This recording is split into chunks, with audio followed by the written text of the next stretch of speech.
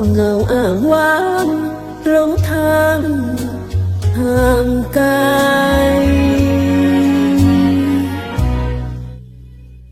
ที่พักน้องบอกเคยคิดหวังควงสายไหมน้องอยู่กับอายด้วยความจริงใจแต่ฮักเขาต้องห่างไกลสิ้นใยไมตรีเพราะด้วยเหตุใดอายจึงเลือกลาอายยอมสละเพราะอายหวังดีแต่อายก็หูน้องอยู่คู่เพียงบ่ห่างนี้ย้อนหาจึงเศร้าโศกีทั้งที่พักเฮาสดใส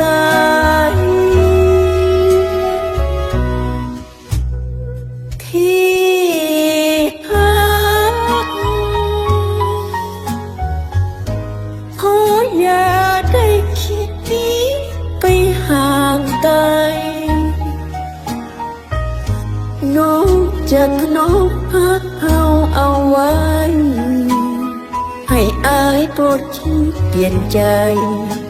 สองได้ห่วงทา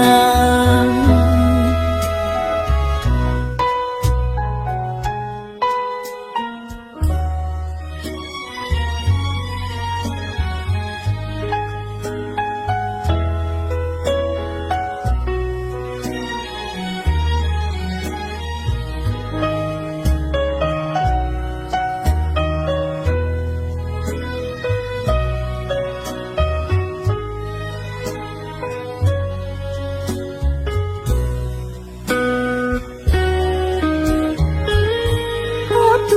เหตุใด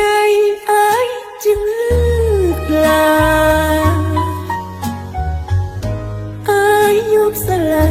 เพราะอายหวังดีแต่อายก็หูน้องอยู่คู่เพียงบ่ห่างนี้ย้อนหาจึงเศร้าโศกีทั้งที่พักเฮาสดใส